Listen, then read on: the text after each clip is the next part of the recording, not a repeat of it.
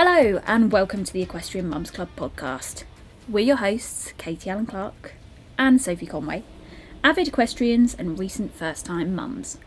Join us and a herd of other guests as we discuss the wild ride of parenthood and horse care together. Now it's time to take up the reins and walk on into our next episode. Hello, listeners. We are joining you on a sunny Saturday morning to record another podcast for you. This one's a bit of a bonus one, though, guys, because we've got some exciting news, haven't we, Safe? Well, you have.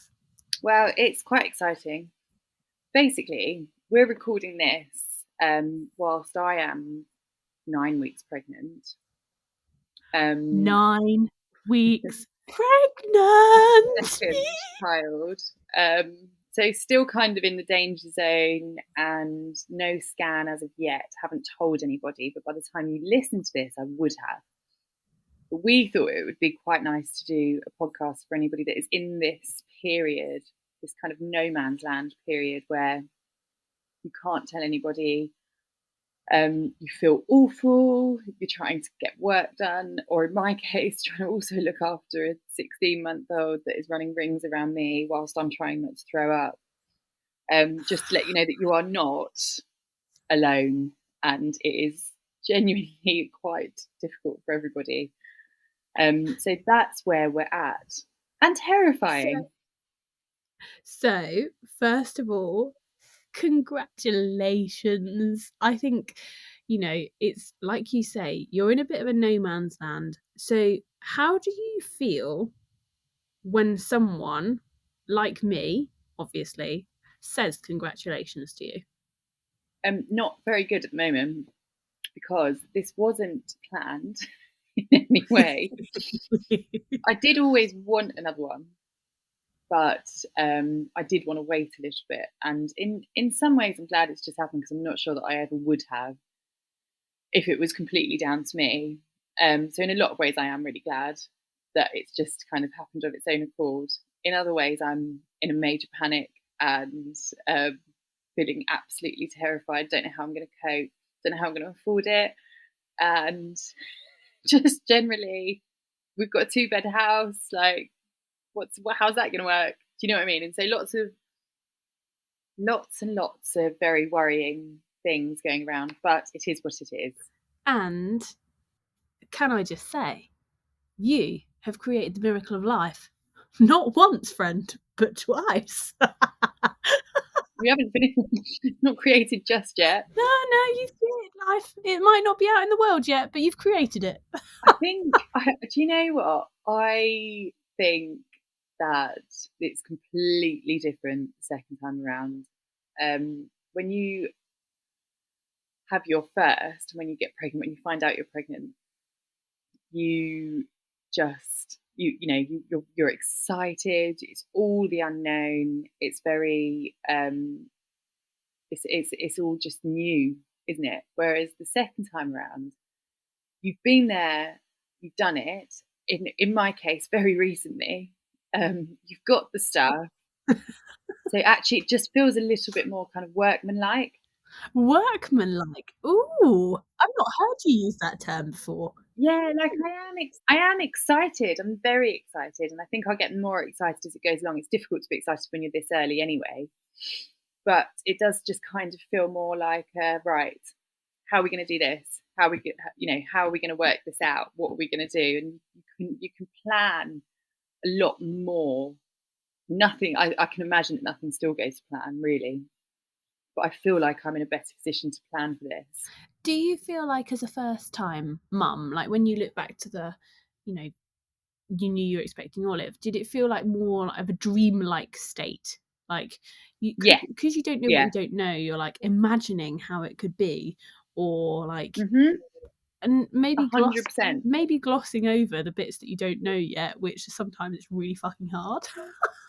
And absolutely. And when you get pregnant with your first, everybody tells you that we've done a podcast about this, that everyone gives you like advice or a lot of the time unsolicited advice about, oh, it's really difficult, you're never going to sleep again, blah, blah, blah, blah, blah. Now I know, I'm really hoping, A, I don't get all of that.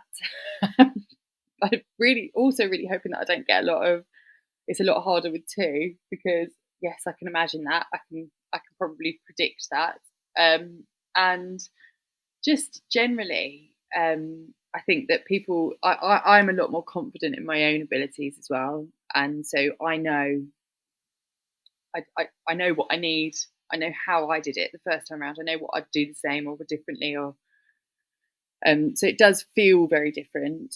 But by the time you listen to this, I would hopefully as well have another horse, which is probably the stupidest thing ever. But I with everything that happened with Oscar this year, so he, it was like the 5th of January and he got kicked and broke his pelvis, and so he's been in ever since, in until the end of April. And I'm guessing that it's still slow progress, depending on when this is actually out. So I decided that I really did want to get another one so that we had 2 together. It's a lot easier when you've got your own small yard to have 2 horses of your own, so that they can go in together, they can come out together, all of that jazz. So I was going to get something a little bit older that was ready to go. And then we found out that this news, and I changed my mind, and I'm now going to get a 2-year-old or a 3-year-old, 2 kind of rising 3 that we can just mess about with on the ground, do some groundwork with it, and get it handled, get it good with its feet, etc., and then send it off to be broken in early next year, so that I've got something to look forward to as well. So that my life, whilst I'm very excited to have another child, I also was really looking forward to getting back competing and doing all of that. And so this is kind of my thing as well. It's like holding on to your sense of self. I know. Next time I talk to you, I'll be booking a trip to Ibiza. I've got no sense of self anymore.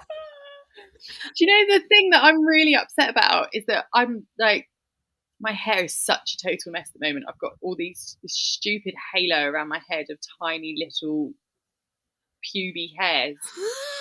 And it's just, I'm just waiting for it to grow out and grow out and grow out. And now, because I'm pregnant, it's going to grow out, and then it's all going to fall out again. So I've basically got another 5 years of being a pube head.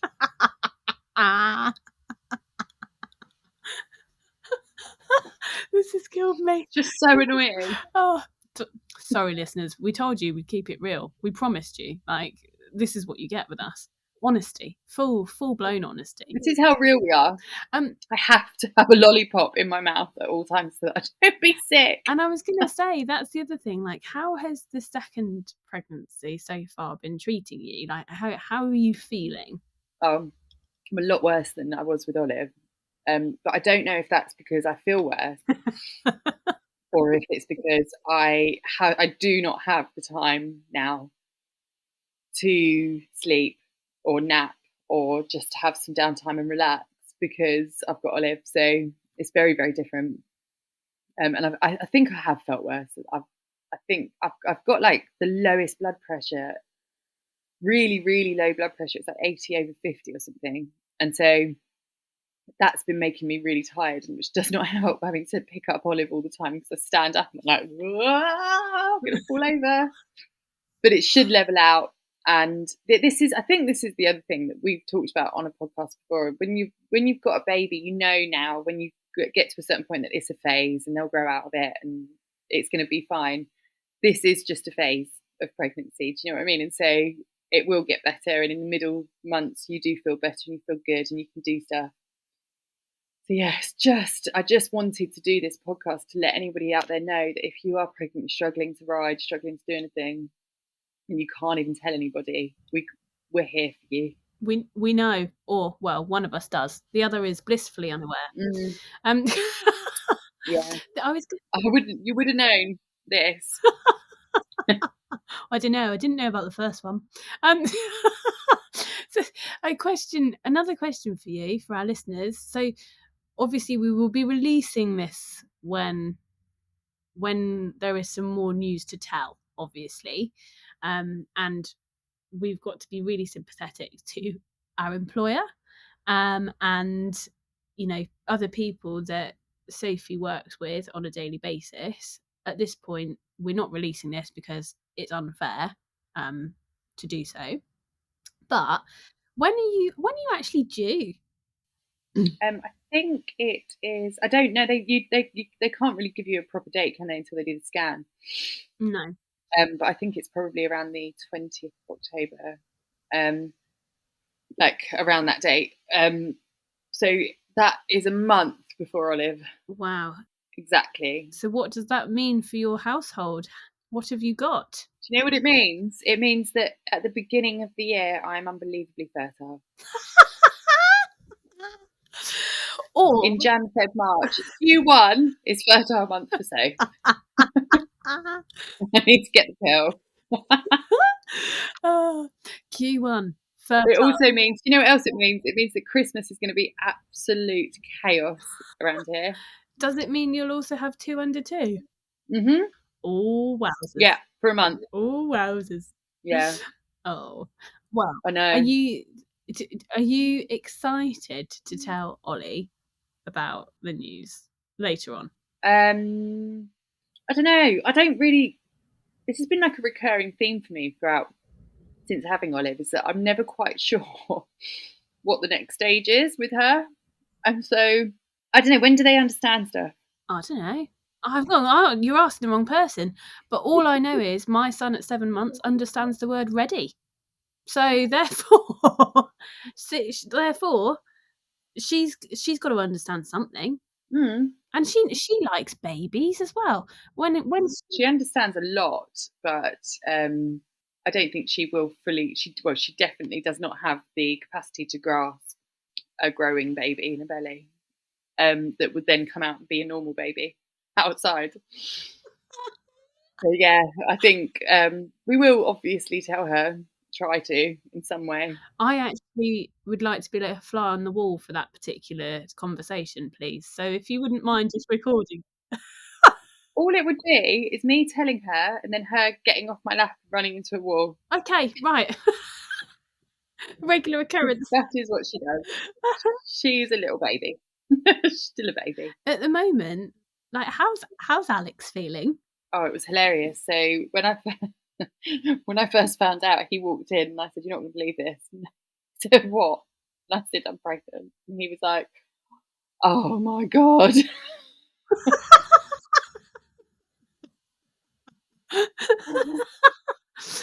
It's just going to be chaos. The house is a state as it is. But I do kind of feel like, just get it out of the way. Do you know what I mean? This will be the last that I have. I only ever wanted 2, and it's happened. So all going well, this will be. Was the unflappable man flappable at that particular moment in time? No, it wasn't really. But to be honest, I sort of went, "Oh no, well, it's not ideal." So for anyone that is anyone that would like an insight into Sophie's personal life, go and listen back to episode 5 or 6, I think it was, with her partner Alex, who is possibly the most horizontally laid back man. Yeah, he is. And he is actually. He was more flapped last night when Buddy was colicking and he had to be out there. It was the first time Alex was going to go down to the pub and see some friends for like months, and then he was out with a colicking horse. So he was more pissed off about that than he was about this. But we've had a few weeks now to digest it, and it is what it is, and we are happy. And I'm just a bit peed off that I've got all these holidays and stuff booked, and I can't get drunk. So one of the other things I want to know is as well, as soon as you had Olive, you start to give me all of your stuff that she'd grown out of. What? Really stupid. Yeah, what are you missing now? Just out of interest. Oh, I've not that much. It depends as well, doesn't it? If it's a boy or a girl. Because if it's a boy, then I'll be knocking on your door and asking for all the blues, because otherwise this baby is going to spend his life in pink stuff. If whether it's a boy or a girl.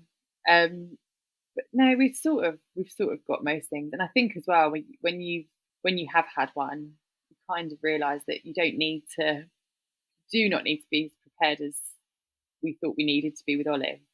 Like, No, you can still, and they grow out of stuff. They grow out of stuff so quickly. Like, just get a couple of suits when they're born, rotate them. Do you know what I mean? They do not need the stuff that we had. The only thing that I would say that like I massively underestimated buying was muslin cloths, because you need about 4,000 of them, particularly if you're bottle feeding. I have still got a lot of those, particularly if you're bottle feeding. Yeah. Oh, yeah, because I didn't bottle feed, so I probably didn't need as many. But you never know what's going to happen with this one. It might be that I can't breastfeed. Oh. Might not latch. You just never know. At one point, I was like, yeah, 3 muslins is totally fine. Absolute lies. I genuinely have about 25 now. Yeah, I've still got a lot. They're actually quite handy for everything, though, aren't they? Aren't they? It's like an extra tea towel. Dribbled wine down your chin, muslin. Stick on your shoulder, muslin. Just everything. So, is there anything that you feel slightly differently about in terms of horses now that you've got potentially a second on the way? I think I feel a bit more determined to get something now, because I also do feel that I don't want to delay and miss out on an opportunity where I'm 5, 6, 7 years down the line and I'm suddenly getting Olive a pony and I can't afford anything for myself, and I've missed, and I'm 40 something and I can't. I just want to. It's made me think that actually Alex and I are in a great position to be able to get something. We probably won't always be, and this has thrown a spanner in the works, but it's also an opportunity to get a young horse that we can have until the baby's a little bit older and then send off to be broken. So it's actually, I'm seeing it as positive, which is good. Yeah, and do you know what? That is one of the things I honestly love about you so much, is that you are so good at reframing, and like what for me would have been instantly oh shit, like I'm never horsing again. Has actually, for you, you're like, right, no, this is an opportunity. Well, also, I am in a really lucky position. Alex is amazing with young horses, and I mean, he's pretty good. He's a pretty good egg. He's very good egg. He yeah. is. He is. Yeah. In some ways, yeah. All right. Yeah. So just to turn it around, how would you have felt if it was you now? If it was me now, well, I think my situation would be a bit different, love, because Rafe's only 7 months old, and I would be, well, worried that my insides were going to be on my outside. No, but if it was you, if it was a few months down the line. I thought about this when you first told me, before we decided to podcast about our inner workings and life. I thought about this. I thought, would I be devastated or would I be thrilled? And the answer is pretty much the same as you, actually, in that I would be obviously thinking about can we afford it? Is this going to be literally the end of my life as I know it? Am I forever going to be tied to this sink or having my tit out 24/7?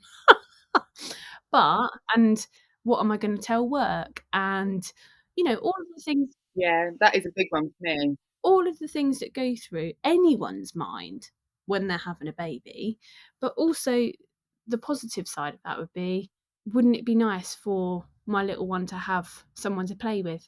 Wouldn't it be nice for my little one to have someone to enjoy family holidays with, Yeah. or Yeah. have someone to confide in, or have someone to talk to. So yeah, Since my mum died, and actually obviously before that I valued my brother and sister, but since mum died, it's made me think that I wouldn't want to have an only child, because it is a lot to, we've all leaned on each other so much.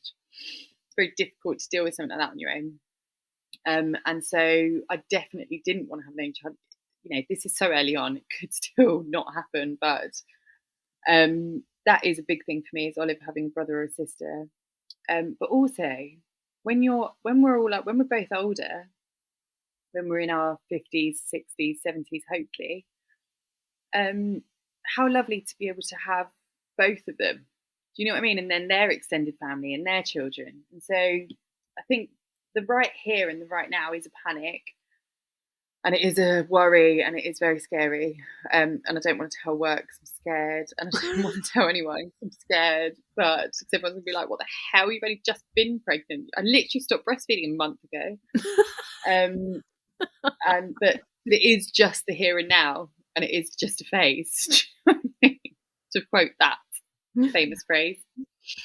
well, I would So yeah, very much like to end this bonus episode by saying I am very excited for you, but I'm also very, very, very proud of you. And I know that many of our listeners will be as well, because sharing this sort of information at a very delicate time, you know, for when nothing is planned, everything is up in the air still, and you're a bag of hormone, is really like brave and courageous. So thank you for choosing to share with us all. It's been a real pleasure to talk about it more, and hopefully this helps somebody out there that might be going through a similar thing. now you made me cry. Classic. Thank you. Classic crier. Bye guys. Good luck to everyone. We'll give you an update soon. I've got to go and cry and have a sip. We'll see you on the next one, guys. Bye.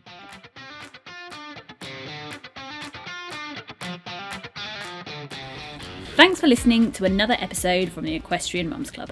It's been great to have you along for the ride. We've been your hosts, Katie Allen Clark and Sophie Conway. Make sure to hit the follow button to hear more from us as we dig deeper into the world of ponies and parenthood. And until next time, stay smiling, safe, and stay sane.